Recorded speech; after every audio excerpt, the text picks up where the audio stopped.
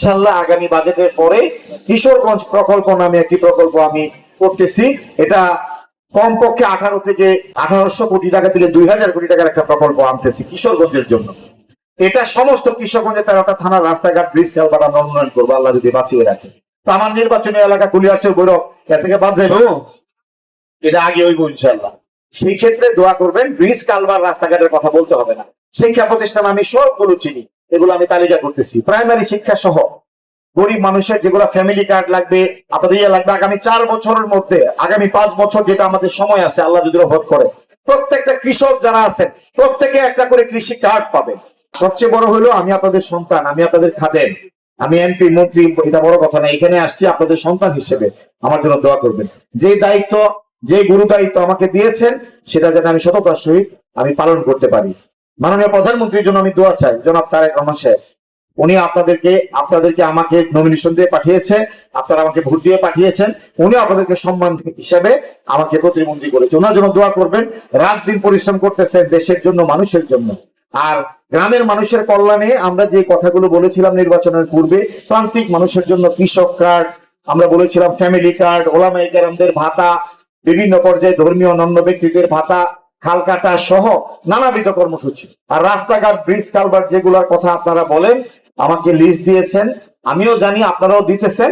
4 বছরের মধ্যে, 4.5 বছরের মধ্যে এই কৃষি কার্ডের আওতায় প্রতি সময় আপনি একটা টাকা পাবেন, যে টাকাটা আপনি বীজ, সার, কীটনাশকে কাজে লাগাতে পারবেন। প্রত্যেকটা ফ্যামিলি, মহিলার নামে এই কার্ডটা হবে, একজন ফ্যামিলি কার্ড পাবেন। প্রতি মাসে 2500 টাকা করে আসবে, আপনি সংসারের খরচে এই টাকাটা ব্যয় করতে পারবেন। ইতিমধ্যেই সারা বাংলাদেশে প্রায় 37-38 হাজার ফ্যামিলি কার্ড দেওয়া হয়েছে। আমার কুলিয়ারচর ভৈরবের মধ্যে শিমুলকান্দি ইউনিয়নের তুলাকান্দি গ্রামের ওয়ার্ডে, 8 নম্বর ওয়ার্ডে আমার প্রায় 1107 জন, 1000 কতজন, আমার মনে নাই, 37 জন সম্ভবত, প্রতি মাসে 2500 করে পাচ্ছি। আগামী 3 মাসের মধ্যে 40 লক্ষ ফ্যামিলি এই কার্ড পাবে নতুন করে। আর পর্যায়ক্রমে আগামী 4.5 বছর আমাদের সরকারের যে মেয়াদ, এর মধ্যে কোনো পরিবার বাদ থাকবে না, প্রতি পরিবারে একটা করে ফ্যামিলি কার্ড পাবে। পুরুষ লোক পাবে না, ফ্যামিলি কার্ড পাবে আমাদের নারীদের নামে হবে। আমরা নারীদেরকে স্বাবলম্বী করতে চাই। প্রত্যেকটা কৃষক কৃষি কার্ড পাবে। প্রত্যেকটা কুলিয়ারচর ভৈরবের খাল খনন হবে, আবার পানির প্রবাহ তৈরি হবে, যাতে বিদ্যুতের উপর চাপ না পড়ে, বিদ্যুতে শুধু সেলো মেশিন চালায় আসে না, কৃষি কাজ না করতে হয়, আল্লাহর দেওয়া পানি থেকেও যাতে আমরা সেচের কাজ করতে পারি, কৃষকের কাজ করতে পারি, তাতে আমাদের সেচের খরচ কম পড়বে। আমরা বলেছিলাম কৃষি ঋণ মওকুফ করব, বলেছিলাম না? 10,000 টাকা করে কৃষি ঋণ মওকুফ হবে, আমরা ওয়াদা করেছিলাম। সেই কৃষি ঋণ মওকুফের জন্য ইতিমধ্যেই তালিকা হয়ে কুলিয়ারচর থেকে, ভৈরব থেকে, সারা বাংলাদেশ থেকে চলে গেছে 1550 কোটি টাকা।